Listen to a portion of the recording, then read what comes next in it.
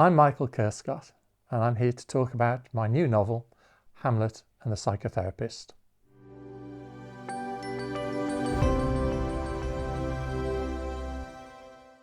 There are themes in the novel, of course, which make it serious. Of course, I'm seriously writing something.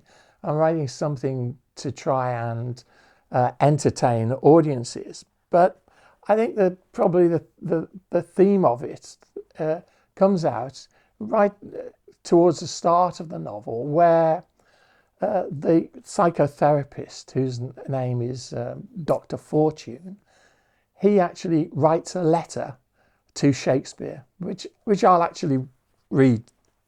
Dear Mr. Shakespeare, as a psychotherapist, I'm particularly intrigued by the character of Hamlet, the Prince of Denmark. Some would say that he suffered from the Elizabethan malady, or what we might call severe depression.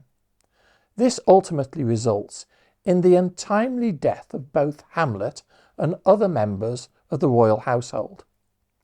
I would suggest that through an exploration of his psyche, we could prevent such tragic consequences, leading to a more satisfactory outcome for all concerned and changing the nature and the conclusion of the play. But are you actually, Mr. Shakespeare, the author of this play and of all the other plays attributed to you? I have my doubts.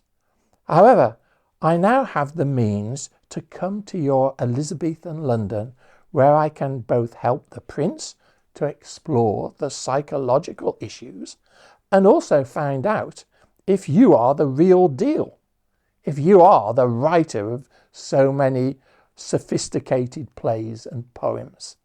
That is my challenge to you. Yours sincerely, Jacob Fortune, Doctor of Psychology. To my amazement, I received a reply. Dear Dr. Fortune, I have no interest in your ridiculous hypothesis concerning me, but Prince Hamlet, who was recently with me, has persuaded me to reply, accepting your challenge. Let the game commence. Truly yours, W.S. It was clear that I was already winning the argument. Now that is precisely what the theme is, winning an argument. Jacob Fortune is out there to try and change the ending of Hamlet because he doesn't like the ending, it's too tragic. But he's there also to see whether this William Shakespeare is actually a William Shakespeare who wrote the plays, or whether he's actually something else, some kind of marketing ploy by an Elizabethan theatre company.